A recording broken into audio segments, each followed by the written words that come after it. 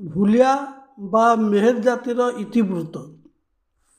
ଆମ ଦେଶ ଭାରତବର୍ଷରେ ବାସ କରୁଥିବା କିଛି ଲୋକ ନିଜକୁ ଉଚ୍ଚ ଜାତି ବୋଲି ବିଚାର କରନ୍ତି। ଅନ୍ୟମାନଙ୍କୁ ପଛୁଆ ବର୍ଗ, ଅଛୁଆ ଜାତି ବୋଲି ମନେ କରନ୍ତି। ନୀଚ ଜାତି ବୋଲି ଘୃଣା କରୁଥିବା ଏହି ଲୋକମାନଙ୍କର ଛାଇ ପଡ଼ିଲେ ସେମାନଙ୍କର ନାହିଁ ଦିଏ।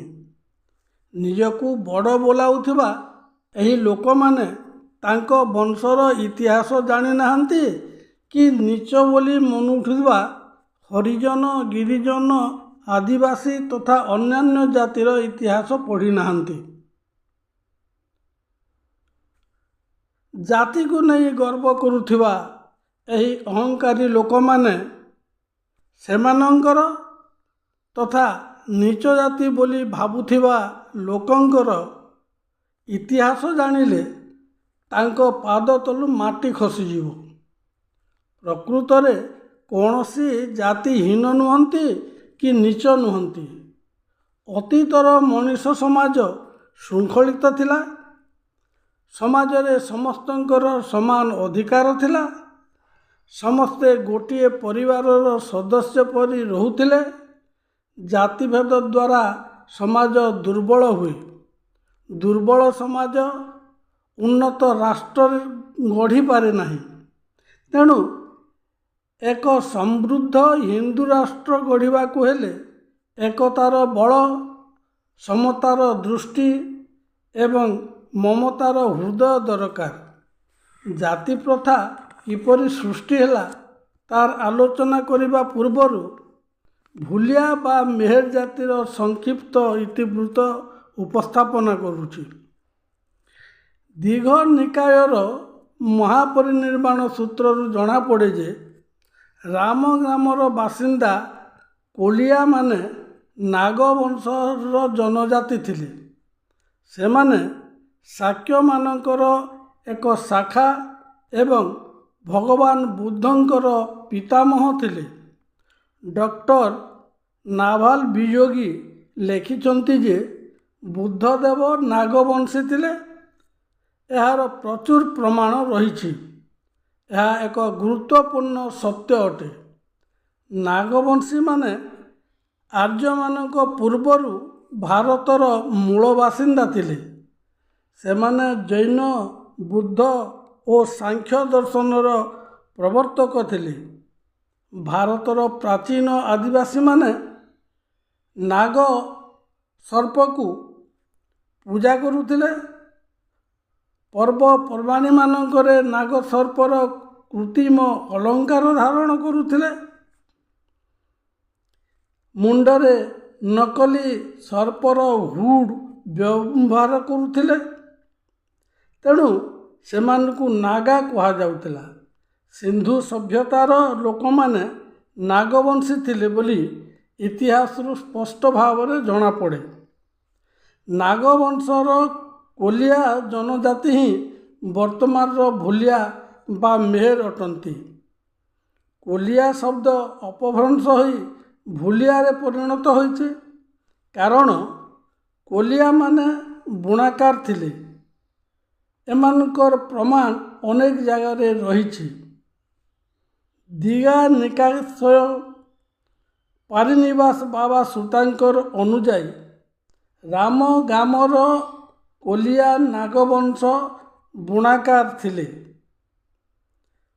ଲଳିତା ଭିଷ୍ଟାରା ଏବଂ ମହାଭାରତଙ୍କ ଅନୁଯାୟୀ ଶାକ୍ୟମୁନି ବୁଦ୍ଧଙ୍କୁ ଚକକାକୁ ବା ଇକ୍ଷ୍ୱାକୁ ଅର୍ଥାତ୍ ଇକ୍ଷ୍ୱାକୁ ବଂଶର ସାପ ବୋଲି କୁହାଯାଇଛି। ଏହା ପାଲି ଭାଷାରେ ବର୍ଣ୍ଣିତ ହୋଇଅଛି। ନାଗା ରାଜବଂଶ ଇଭାସକୁ ବା ଇକ୍ଷ୍ୱାକୁ, ସାକିସ୍ ବା ଶାକ୍ୟ, କୋଲିୟସ୍ ବା କୋଲିଆ, ମୋଲାସ୍ ବା ମଲ୍ଲ, ଲିଚାଭିସ୍ ବା ଲିଚ୍ଛବି ଏବଂ ମୌର୍ଯ୍ୟସ୍ ବା ମୌର୍ଯ୍ୟ ଭାବରେ ପରିଣତ ହୋଇଛି। ଏଠାରେ ଉଲ୍ଲେଖ ଥିବା କୋଲିୟସ୍ ବା କୋଲିଆ ଶବ୍ଦକୁ ଆମେ ଭୁଲିଆ ବୋଲି ଚିହ୍ନିତ କରିଛୁ। ଏହି ରାଜବଂଶ ଭାରତରେ ବଡ଼ ବଡ଼ କେନାଲ ନିର୍ମାଣ କରିଥିଲେ। ହରପ୍ପା ସଭ୍ୟତା ଏକ ନାଗା ରାଜବଂଶର ସଭ୍ୟତା ବୋଲି ଜଣାପଡ଼େ, କାରଣ ଏହା ମାତୃସତ୍ତ୍ୱ ଅର୍ଥାତ୍ ମାଙ୍କର ମାଲିକାନା ପାଳନ କରୁଥିଲା। ମାତୃସତ୍ତ୍ୱକୁ ନାଗା ରାଜବଂଶର ପ୍ରମୁଖ ଚିହ୍ନ ଭାବରେ ବିବେଚନା କରାଯାଇଛି। ନାଗା ରାଜବଂଶ ଭାରତର ସବୁଠାରୁ ପ୍ରାଚୀନ ରାଜବଂଶ ଥିଲା। ଭାରତୀୟ ଇତିହାସରେ ନାଗା ରାଜାମାନଙ୍କୁ ହରିଙ୍କ ରାଜବଂଶ, ଶାକ୍ୟ ବା ଇକ୍ଷ୍ୟୁକ ରାଜବଂଶ, କୋଲିଆ ବା ଭୁଲିଆ ରାଜବଂଶ, ମଲ୍ଲ ରାଜବଂଶ, ବିଦେହ ରାଜବଂଶ, ଲିଚ୍ଛାବୀ ରାଜବଂଶ, ଶିଶୁନାଗ ରାଜବଂଶ, ନନ୍ଦ ରାଜବଂଶ ଏବଂ ମୌର୍ଯ୍ୟ ରାଜବଂଶ ଭଳି ଅନ୍ୟାନ୍ୟ ନାମରେ ଜଣାଶୁଣା ଅଟେ। ଉପରୋକ୍ତ ରାଜବଂଶ ଗୁଡ଼ିକୁ ପ୍ରାଚୀନ ନାଗମାନଙ୍କର ବଂଶଧର ବୋଲି ବିଚାର କରାଯାଏ।